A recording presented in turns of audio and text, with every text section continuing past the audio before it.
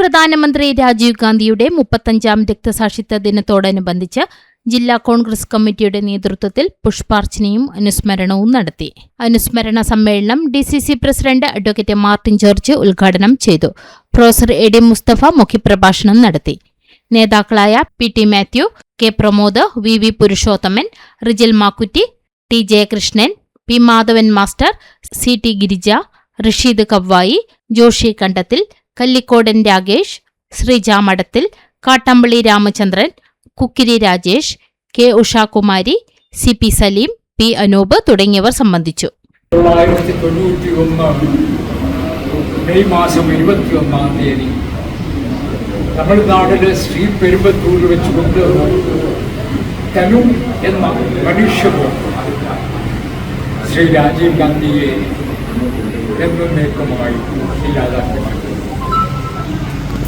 നമുക്കറിയാം, നഷ്ടപ്പെട്ടതൊക്കെ നമുക്ക് 1948 രാജ്യത്തിന് സ്വാതന്ത്ര്യം നേടിയ മഹാത്മാഗാന്ധിയെ നാഥുറാം വിനായക് ഗോഡ്സെ എന്ന് പറയുന്ന ഘാതകൻ ഇല്ലായ്മ. ചരിത്രം ആവർത്തിച്ചു. പ്രിയപ്പെട്ട നമ്മുടെ അമ്മ ഇന്ദിരാജിയെ ഖാലിസ്ഥാൻ വാദക്കാർ സന്ത് സിംഗും ബിയാൻ സിംഗും ഇന്ദിരാജി അവസാനിപ്പിച്ചു. അതിനുശേഷം ഉണ്ടായിരുന്ന കാലഘട്ടത്തിൽ രാജ്യത്തെ ഉയർത്തെഴുന്നേൽപ്പിന്റെ പാതയിലേക്ക് നയിച്ച ശ്രീ രാജീവ് ഗാന്ധി 1991 തെരഞ്ഞെടുപ്പിന്റെ വേളയിലായിരുന്നു ശ്രീ രാജീവ് ഗാന്ധിനെ അത് കാണുന്നത്. ഞാൻ എൻ്റെ അമ്മയെ ധ്യാനിച്ച് രാജീവ് ഗാന്ധിക്ക് വോട്ട് ചെയ്യുമെന്ന മുദ്രാവാക്യവുമായിക്കൊണ്ട് നമ്മുടെ രാജ്യത്തിലെ ലക്ഷോപലക്ഷം ജനങ്ങൾ മുന്നോട്ട് പോയപ്പോൾ ഒരു കാര്യം വ്യക്തമാണ്. 1991 നടക്കുന്ന തെരഞ്ഞെടുപ്പിൽ രാജീവ് ഗാന്ധി ജയിക്കും.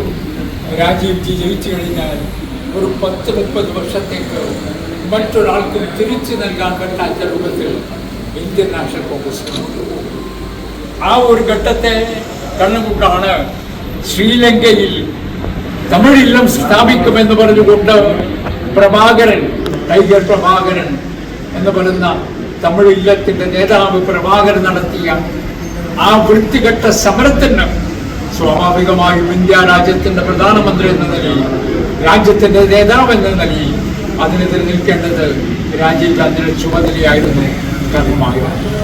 ആ രൂപത്തിൽ കാര്യങ്ങൾ നിർദ്ദേശിച്ചപ്പോൾ ഈ രാജ്യത്തെ വലത്തുപക്ഷ ചിന്താധികാരം തനു എന്ന മനുഷ്യവും ശ്രീലങ്കൻ തീവ്രവാദികൾ നമ്മുടെ പ്രിയപ്പെട്ട നേതാവിനെ അവസാനിപ്പിക്കുകയാണ് ഉണ്ടായത്.